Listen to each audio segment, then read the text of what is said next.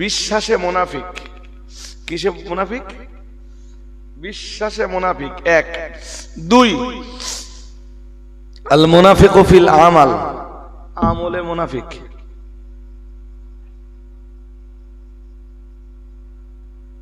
কথা শুনছেন? মুনাফিক কয় প্রকার বলুন তো? কি কি? হ্যাঁ, বিশ্বাসে আর এর ব্যাখ্যা করার সময় নেই। আমি হাদিস ঘেটে, কোরআন আর হাদিস ঘেটে ঘেটে মুনাফিকের অন্তত 14-15টা নমুনা পেয়েছি।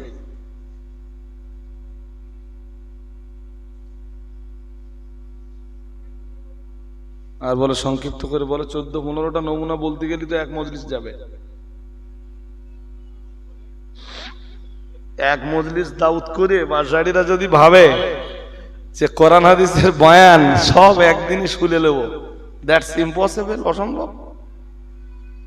আবার একদিন এইটা শুনবার জন্য আমার মজলিসে এসে বসবেন, দেখবেন আল্লাহ রাজি থাকলে আমি খুব মানে আপনাদের যা ব্রেন আছে আর আমাদের অশোনা অভ্যাস আছে তো, ধরে ধরে ধরে ধরে আমি বললে, এখন যদি আমাকে সব বলতে বলেন আমি তো বলতেও পারবো না। কেন পারবো না? আমার 5 মিনিট 7 মিনিট 10 মিনিট আলাদা টাইম লাগবে। আমার তথ্যগুলো রেডি করা আছে, শুধু একবার করে চোখ বুলানোর দরকার। যখন যেটা পড়ি তখন সেটারে আলাদা ফোল্ডার করে রেখে দেই। একটা কিছু পড়লাম তো ফোল্ডারের একটা নাম দিলাম, দিয়ে ওটাকে সেই ফোল্ডারে রেখে দিলাম। কিছুদিন পরে ওর অনুরূপ আবার একটা কিছু পাওয়া গেল, সেটা ওই ফোল্ডারে ঢুকিয়ে দিলাম। কথা বুঝতে পারেননি? নাহলে কোথায় পড়েছিলাম তো মনে থাকবে না। যাক, মোবাইল এসে আমাদের কাজ অনেক সহজ হয়ে গেছে। কথা বুঝতে পারেননি? আমি আর কেতাব নিয়ে বা কতক্ষণ পড়ি বলেন দিন? অধিকাংশ পড়া তো মোবাইলে। এই জন্য আল্লাহওয়ালা মানুষদের কলিজায় সাহস সব সময় বেশি। সুবহানাল্লাহ। আর একটু মন খুলে বলুন, মুসা আলাইহিস সালাম নবী না? কথা বলেন, সাহস বেশি না কম? কার কাছে যেতে হবে? এই তো মনে আছে ভালো আপনাদের, ফিরআউনের কাছে যেতে হবে। কি করতে যেতে হবে? কালেমার দাওয়াত দিতে। কালেমার। কিন্তু ওই সেই ফিরআউন 10 বছর আগে মুসার এগেনস্টে অর্ডিন্যান্স জারি করেছিল, মুসাকে যেখানে পাবে সেখানে গ্রেফতার করো।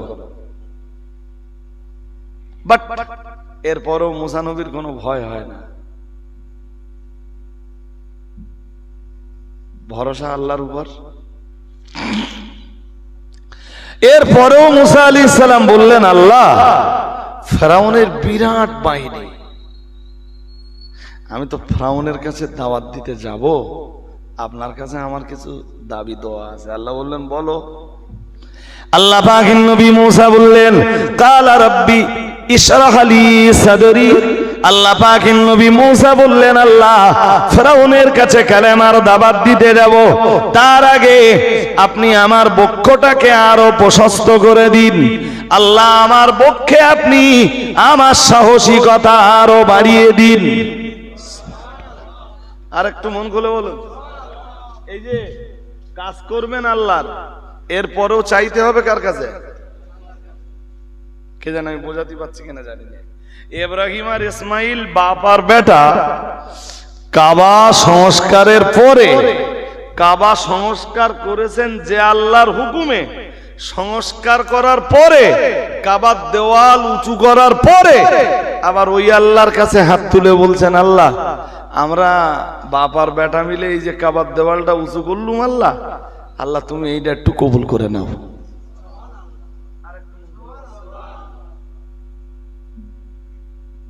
তাহলে কাজ করতে হবে যে আল্লাহর জন্য, কবুলিয়াতের জন্য দোয়াটাও করতে হবে সেই আল্লাহর কাছে। এটা সবসময় মনে রাখবেন। নামাজ পড়বেন যে আল্লাহর রেজামন্দির জন্য, নামাজের পরে হাত তুলে দোয়াটাও করতে হবে সেই আল্লাহর কাছে। আল্লাহ আমি নামাজ পড়েছি, কিন্তু আমার নামাজ তো নামাজের মতো নামাজ না। তুমি নামাজের যে সিস্টেম দিয়েছ সেই সিস্টেমের ফলোয়ার আমি নই। তাই তোমার কাছে আবেদন, প্রে প্রে তুমি আমার সালাতটা কবুল করে নাও। মুসল্লিদের সময় নেই তো। আবার এক শ্রেণীর মৌলবী সব ফতোয়া দিচ্ছে যে নামাজের পরে আর দোয়া করার দরকার নেই, মানুষের কাজ সহজ হয়ে গেছে। মানুষ এখন তো সুবিধাবাদী, যেই জায়গায় গেলে মানুষ সুবিধা পাবে মানুষ সেখানে যাবে। তারাবি নামাজ যদি 20 রাকাতের জায়গায় কেউ 8 রাকাত করে দেয়, মানুষের সুবিধা হলো না? হ্যাঁ না বলে না? কোন মৌলবী যদি ফতোয়া দেয় জুমার নামাজ অনলি 2 রাকাত, তাহলে মানুষ সুবিধা পেয়ে গেল না? কেন 22 রাকাত ঠেলতে যাচ্ছে? সুবিধা পেয়ে গেল না? কেউ যদি এসে কোন মৌলবী যদি এই জমানায় দাঁড়িয়ে বলে যে ফরজ নামাজ ছাড়া আর কোন নামাজ পড়ার দরকার দরকার, জোরে 4 রাকাত পড়বে, 12 রাকাত ঠেলবে কেন? আর যারা এই সুবিধাগুলো দিচ্ছে না, মানুষ তাদের দলে চলে যাচ্ছে। তুমি যাও, ওকে আটকে বলে না আমরা একদিন জয়ীফ হাদিসের আমল করতেছিলাম, আমরা এইবার সহি হাদিস সব পেয়ে গেছি। এটা চলছে দেশ জুড়ে। আল্লাহ তাদের সুমতি দান করুন। বলো না আমিন, বলো না আমিন। মুসা আলাইহিস সালাম বললেন, আল্লাহ ফেরাউনের বিরাট লস্কর, বিরাট সৈন্যবাহিনী, ওর বিরুদ্ধে মোকাবেলা করতে গেলে না, আর ফেরাউনের দরবারে যে কালেমার প্রচার করতে গেলে বিরাট সাহস দরকার। তুমি আমার কলিজায় আর একটু সাহসিকতা দান করো। ওয়াসিরলি আমরি, আমাকে এই যে দায়িত্বটা দিয়েছ আল্লাহ, এই দায়িত্বটা পালন করা তুমি আমার জন্য সহজ করে দাও। আর একটু মন খুলে বলেন, আহলুল উকদাতাম মিন লিসানি ইয়াফকাহু কওলি। ও রব্বুল আলামিন আল্লাহ, আর আমার জবানে রয়েছে জড়তা, মানুষ আমার কথা ভালো বুঝতে পারে না। আল্লাহ তুমি আমার জবানের জড়তাকে দূর করে দাও। ইয়াফকাহু কওলি, ইয়াফকাহু কওলি, মানুষ যাতে আমার কথা বুঝতে পারে। এরপরই বললেন হারুন আখি, ও রব্বুল আলামিন, আর আমার ভাই রয়েছে হারুন, একা একা ফেরাউনের দরবারে যেতে খুবই নিঃসঙ্গতা অনুভব করব আল্লাহ। তাই তোমার শাহী দরবারে করুন মিনতি, তুমি আমার ভাই হারুনকে আমার এই কাজের সঙ্গী বানিয়ে দাও। আল্লাহ আমার ভয় টয় লাগে না, কিন্তু এরপরও যদি আমার ভাই হারুনকে একটু সঙ্গে দিতে, 2 ভাই যে কলেমার দাওয়াত দিতুম। শুনছেন নাকি? হ্যাঁ, 2 ভাই বেরিয়ে যাচ্ছেন এবার। আল্লাহর কাছে দোয়া কবুল হলো। এই যা পড়ছি সব বলো কোরআন থেকে, কোরআনের সূরা তাহা থেকে পড়ছি। যদি কোরআনের আয়াত ধরে ধরে তাফসীর করি সে তো আরো বিরাট ব্যাপার। আমি তো যেইটুকু দরকার জাস্ট ওইটুকু আপনাকে শোনাচ্ছি। মুসা আলাইহিস সালাম আর হারুন আলাইহিমাস সালাম দুজন এলেন ফেরাউনের দরবারে। এসে কথা তো অনেক, জি, শুধু এখানকার মূল যে কথা, যেই কথাটা আমার আজকের বক্তব্যের সঙ্গে মিলে যাবে, সেই কথাটা শুধু বলছি, সেই কথাটুকুই আপনাকে শোনাবো। সূরা, কোন সূরা বলেছি? তহা বলেছিলাম তো, সূরা তহা। চলেন দেখি সূরা তহায় কি আছে। আল্লাহ পাকের কোরআন জানিয়েছে, মহান আল্লাহ জানিয়েছেন, হযরত নবী মূসা আলাইহিস সালাম ফেরাউনের দরবারে এলেন তার ভাইকে সঙ্গে করে নিয়ে, আর 2 ভাই মিলে রব্বুল আলামিন আল্লাহর দিকে ফেরাউনকে আহ্বান করলেন। ফেরাউন তখন জিজ্ঞাসা করলো, আল্লাহ পাকের নবী মূসা আলাইহিস সালাম আর হারুন আলাইহিস সালাম 2 ভাইকে জিজ্ঞাসা করলো, হে মূসা আর হারুন, হে মুসা আর হারুন, তোমরা দু ভাই যে রবের দিকে আমাকে দাওয়াত দিচ্ছ, সেই রবের পরিচয়টা আমায় বলো। আরে মিশরের মাটিতে ফেরাউন তখন নিজেই রুবুবিয়্যাতের দাবি করেছে, মানে ফেরাউন নিজেই বলে বসেছে আমি তোমাদের রব। নাউজুবিল্লাহ। একটু জোর করে, এই মুসা, মিশরের রব তো আমি, তুমি আবার কোন রবের সন্ধান নিয়ে আসতেছো? তোমরা দুই ভাই আবার কোন রবের দিকে আমায় আহ্বান জানাচ্ছ? আল্লাহ বলেন, ফেরাউন বলেছিল ফামার রব্বুকুমা ইয়া মূসা, হে মূসা তোমাদের দুই ভাইয়ের রব কে? মূসা আলাইহিস সালাম জবাব দিলেন, قال ربنا الذي أعطى كل شيء خلقه ثم هدى। আরেকটু মন খুলে বলেন। আল্লাহ পাকের নবী মূসা আলাইহিস সালাম বললেন, রব হলেন তিনি, আমাদের দুইজনার রব হলেন তিনি, আল্লাযী আ'তা কুল্লা শাইইন খালকা, যিনি তার এক এক সৃষ্টিকে এক এক রকম সূরত দান করেছেন, এক এক সৃষ্টিকে এক এক রকম আকৃতি দান করেছেন। শুধু আকৃতি দান করে ছেড়ে দেননি, সুম্মা হাদা, অথবা ওই আয়াতের তাফসীর অন্যভাবে করা যায়। হযরত নবী মূসা বললেন, রব্বুনাল্লাযী আ'তা কুল্লা শাইইন খালকা, রব হলেন তিনি, আমাদের দুইজনার রব হলেন তিনি, যিনি আল্লাযী আ'তা কুল্লা শাইইন খালকা, যিনি তার তামাম সৃষ্টির তামাম চাহিদাগুলোকে, মানে তামাম সৃষ্টির তামাম চাহিদাগুলোকে পরিপূর্ণ করে দিয়েছেন। আর একটু মন খুলে বলেন, কি বলেছি? যিনি সৃষ্টির চাহিদা পূরণ করে দিয়েছেন চাইবার আগে। চাইবার চাইনি আমরা। বলুন আপনি কি চেয়েছিলেন আল্লাহর কাছে? চোখ দেখার জন্য চোখ চেয়েছিলেন কোনদিন? হ্যাঁ না বলেন। হ্যাঁ, কাজ করবার জন্য হাত চেয়েছিলেন কোনদিন? বাড়ি যেয়ে মারে জিজ্ঞেস করবেন, মা কি আল্লাহর কাছে হাত তুলে কোনোদিন বলেছিল যে আল্লাহ আমার এমন একটা সন্তান দিও, সেই সন্তানের যেন দুটো পা থাকে, দুটো হাত থাকে, দুটো চোখ থাকে, দুটো কান থাকে? মায় কোনোদিন বলেছিল? হ্যাঁ না জোর করে বলেন।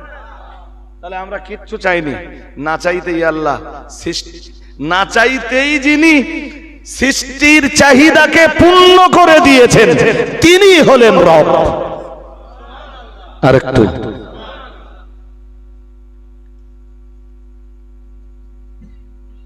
কিচ্ছু চাইনি, কিচ্ছু না। চিন্তা করার জন্য ব্রেন আল্লাহর কাছে চাইনি, চেয়েছি ঘ্রাণ নেওয়ার জন্য নাক, চেয়েছি হাঁটবার জন্য পা, চলবার জন্য পা, চেয়েছি কোনোদিন? সব দিয়ে দিয়েছেন আল্লাহ না চাইতেই। তো না চাইতেই যিনি সৃষ্টির চাহিদা পূর্ণ করেছেন তিনি হলেন রব। আরেকটু, তাহলে এখান থেকে কি বার হলো বলেন তো? মুখস্থ করতে করতে বাড়ি যান। রব তিনি যিনি সৃষ্টি করেছেন, রব তিনি যিনি সৃষ্টির চাহিদা পূরণ করেছেন। আমরা যেন আল্লাহকে বললাম আল্লাহ, রবের আর পরিচয় কি? মুসা আলাইহিস সালামের পরিচয় দেওয়াটা আল্লাহর এত ভালো লাগলো, আল্লাহ কোরআনে কোট করে দিলেন। আল্লাহ বললেন রবের আর একটা পরিচয় আছে। পরিচয় কি? আল্লাহ বললেন সুম্মা হাদা, তারপরে যিনি রাস্তা দেখিয়েছেন তিনি হলেন রব। আর একটু মন খুলে, আমার দেশের একটা ছোট্ট দৃষ্টান্ত দেই। হাঁসের পিলে আর মুরগির বাচ্চা একই তামায় ওঠে তো? হ্যাঁ না কিচ্ছু বলে না। হাঁস কি তা দেয়? তা দেয় কে? একই তাবায় হাঁসের পিলে মুরগির বাচ্চা দুটি উঠতেছ তো। হ্যাঁ, তো মুরগির বাচ্চা পানিতে ছেড়ে দেবেন, কিচ্ছু বলে না, মরে যাবে, মরে যাবে। হাঁসের বাচ্চা পানিতে ছেড়ে দেবেন, ও সাঁতরাবে, হ্যাঁ না বলে? ভেসে থাকবে, থাকবে নি? থাকবে? আচ্ছা বলুন তো, হাঁসের বাচ্চাকে কে পানিতে সাঁতার দিতে শিখিয়েছেন? সুবহানাল্লাহ বলেন। আর একটু মন খুলে বলেন। এইটাই হলো রাস্তা দেখান। শুধু সৃষ্টি করেন না আল্লাহ, সৃষ্টির চাহিদা পূরণ করেন, এরপরে আল্লাহ রাস্তা দেখিয়ে দেন। তো হাঁসের বিলে, মুরগির বাচ্চা, আল্লাহ রাস্তা শুধু এদের দেখিয়েছেন না আমাদেরও দেখিয়েছেন? জোর করে বলে না, আমাদের রাস্তা দেখায়নি? মহান আল্লাহ জানিয়েছেন এই পৃথিবীতে রয়েছে অগণিত রাস্তা। আল্লাহ পাক রব্বুল আলামিন জানিয়েছেন ওয়ালাল্লাহি কসদুস সাবিলি, মহান আল্লাহ জানিয়েছেন আর এই পৃথিবীর অগণিত রাস্তার ভিতরে সঠিক রাস্তাটা দেখিয়ে দেওয়াটাই হলো আল্লাহর দায়িত্ব। আর একটু মন খুলে বলেন, ইন্না আলাইনা লাল হুদা। সুবহানাল্লাহ বলে না? আল্লাহ বললেন তোদের রাস্তা দেখিয়ে দেওয়াটা আমার দায়িত্ব। আমি যদি রাস্তা না দেখিয়ে দেই তাহলে তোরা এক একজন এক এক রাস্তায় চলবি। মনে আছে গোড়ার কথা? সবাই তখন ছিলেন না। গোড়ায় কি ওয়াজ করতেছিলুম বলেন তো? বলেছিলুম একই পরিবারের তিন ভাই, যে কোনো একটা বিষয়ের সিদ্ধান্ত নেওয়ার জন্য ছেড়ে দেন, তিন ভাই তিন রকম মতামত দেবে।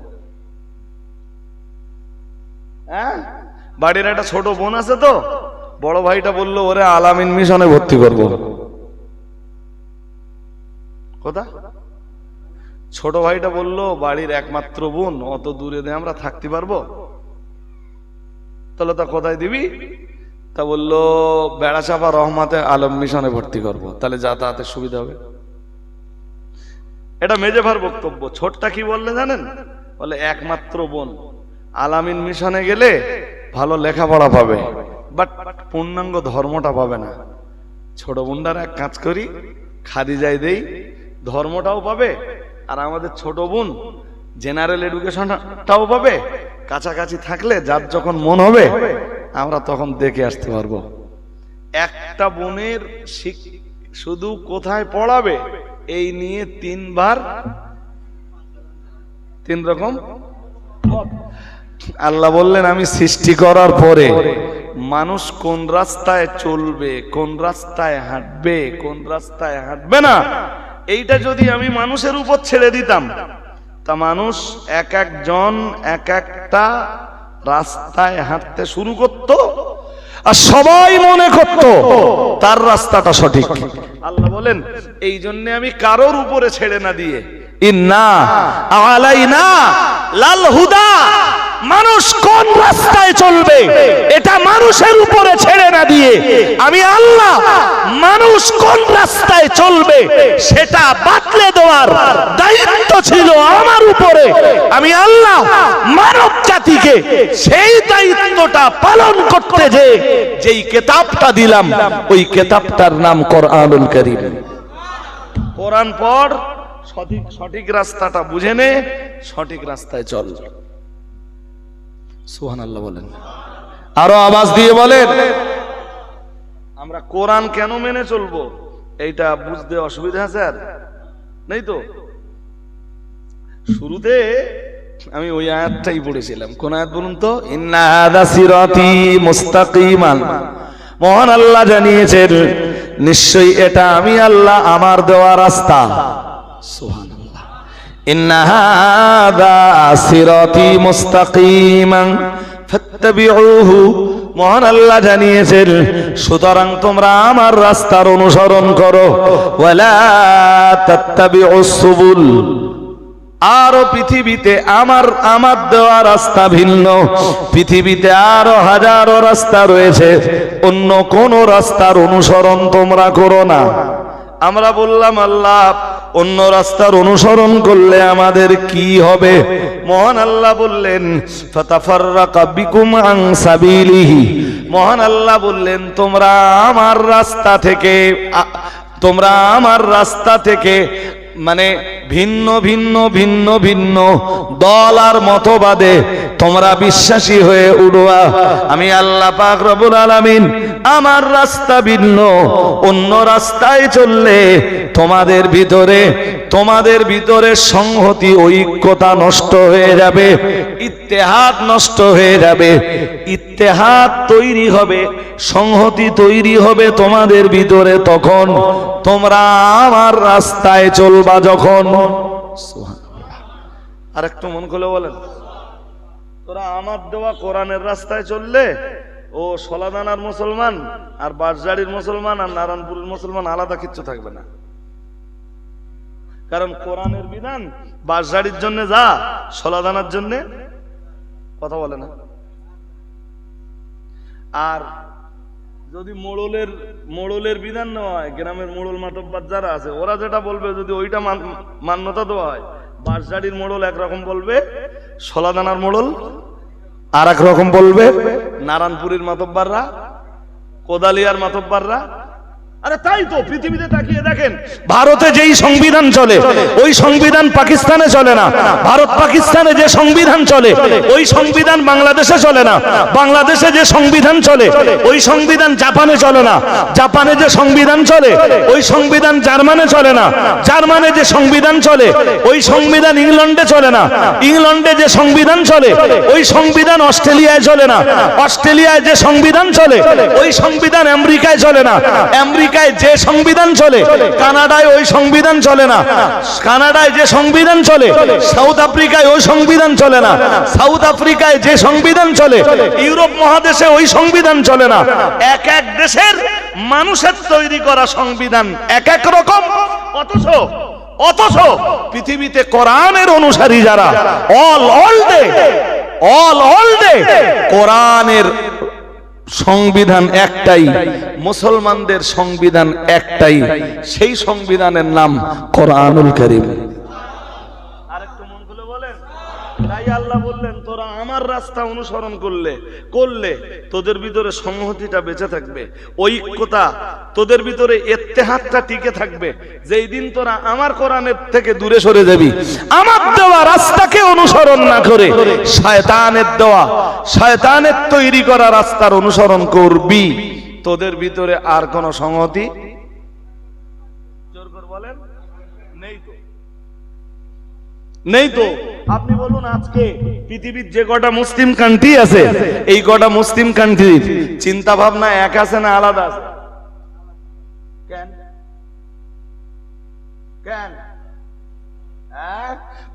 কোরআন নামীয় সংবিধান থেকে দূরে সরে যাবার কারণে, আল্লাহর দেওয়া রাস্তাকে বর্জন করার কারণে। জি, যে কারণে আজকে বাঁশঝাড়ির এই মজলিসে আপনারা যারা এসে বসেছেন, মাই রিকোয়েস্ট, কোরআনের সংবিধানটাকে মেনে নেন। সুদ হারাম, খাবো না। জেনা হারাম, ধারে পাশেও যাব না। লটারি হারাম, কাটবো না। জুয়া হারাম, খেলবো না। জি, 5 বার নামাজ পড়ার নির্দেশ আছে, আল্লাহর নির্দেশের ফলোয়ার হব ইনশাল্লাহ। বলুন সবাই, বলুন এই ছেলেরা জোর আওয়াজে বলো ইনশাল্লাহ। আল্লাহর সংবিধান মেনে নাও দোস্ত।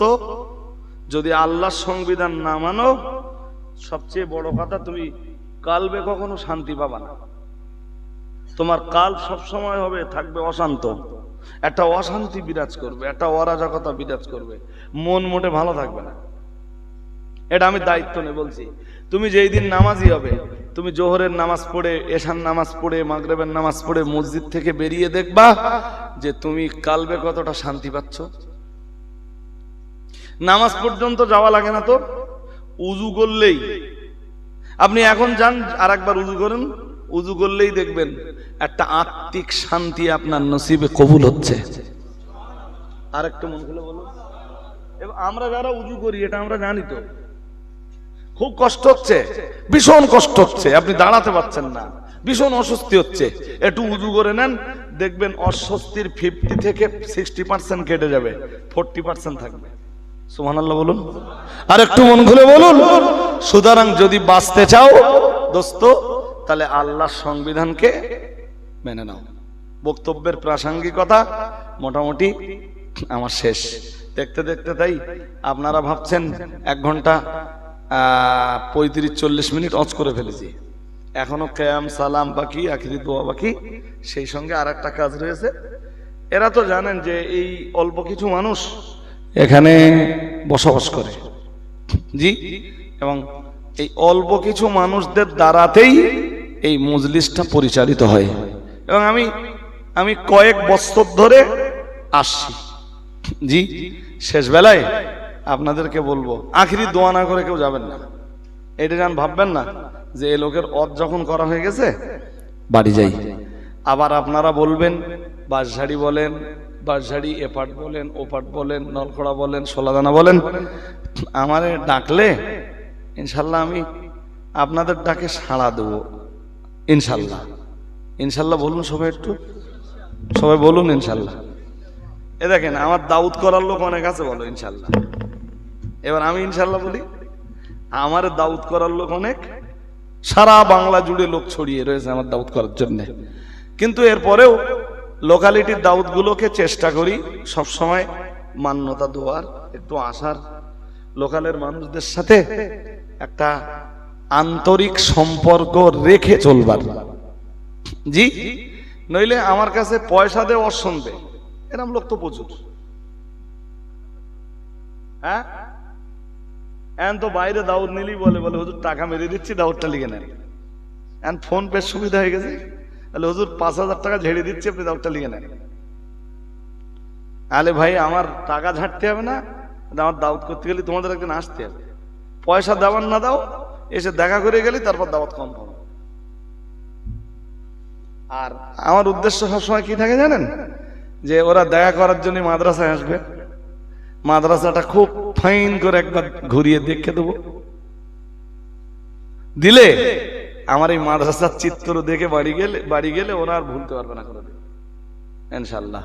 তখন কিছু না কিছু মাদ্রাসার জন্য কে কে এই জন্য দাওয়াতের জন্য লোকজন বাড়িও আসতে বলিনি তো, বলে হুজুর আপনি বাড়ি আসেন, আসবো, আল্লাহ আজকে না কালকে আসেন সকাল 10টায় মাদ্রাসায়।